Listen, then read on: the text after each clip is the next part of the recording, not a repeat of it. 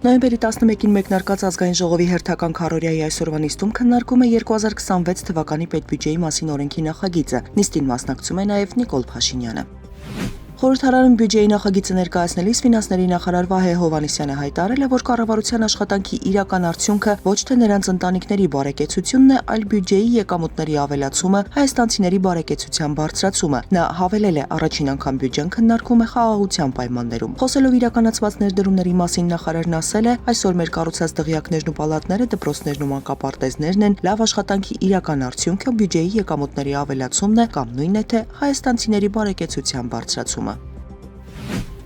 Մայրաթոր Սուրբ Էջմիածնից եւ Արագածոտնի թեմից ավելի քան 8 հոգեվորականների կանչել են քննչական կոմիտե, Սպուտնիկ Արմենիային հայտնել է փաստաբան Արա Զոհրաբյանը։ Ըստ փաստաբանի հոգեվորականներին կանչել են Մայրաթորի արտաքին հարաբերությունների եւ արարողակարգի բաժնի տնօրեն Նաթան arczepiskopos Հովհաննիսյանին առնչվող ձայնագրության հետ կապված քրեական վարույթի շրջանակում։ Այս պահին նրանք վկայի կարգավիճակով են, հավելել է Զոհրաբյանը։ 2023 թվականին արված տարածված ձայնագրությունում կաթողիկոսի նախկին գավազանակիր աղա Նաբեղա Երնջակյանը Նաթանի arczepiskoposi հետ զրույցում դժգոհում է, թե կաթողիկոսը ստիպում է մասնակցել հակաիշխանական ցույցերի։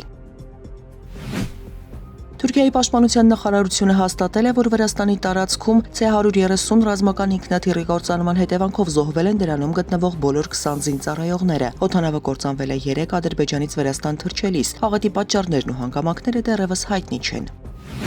Ռուսաստանի զինված ուժերում անօդաչու համակարգերի զորք է ստեղծվել, ձևավորվել են կանոնավոր գնդեր եւ այլ ստորաբաժանումներ, հայտնել է գնդապետ Սերգեյ Իշտուգանովը։ Առանձին զորատեսակի ստեղծման մասին ավելի վաղ հայտարարել էր երկրի նախագահ Վլադիմիր Պուտինը։ Նախատեսվում է, որ անօդաչու համակարգերի սպաներ պատրաստող առաջին ռազմական ուսումնարանը կբացվի Մոսկվայի մարզում եւ առաջին կուրսանտներին կընդունի արդեն 2027 թվականի սեպտեմբերի 1-ին։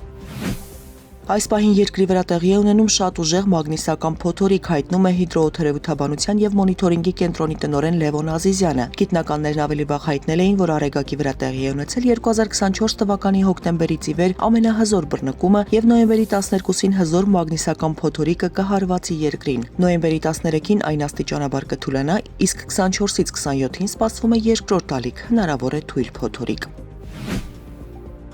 Հայաստանի տարածքում նոյեմբերի 12-ից 15-ին սպասվում է առանց տեղումների եղանակ, նոյեմբերի 16-ին շրջանների զգալի մասում սպասվում են տեղումներ, լեռնային գոտիներում ձնախառն անձրևի տեսքով։ Օդի ջերմաստիճանն էապես չի փոխվի, Երևանում նույնպես նոյեմբերի 12-ից 15-ին առանց տեղումների եղանակ կլինի, նոյեմբերի 16-ին սպասվում է անձրև։ Մայրաքաղաքում այսօր ցերեկը կլինի 17-ից 19, երեկոյան ժամերին 9-ից 11 աստիճան տաքություն։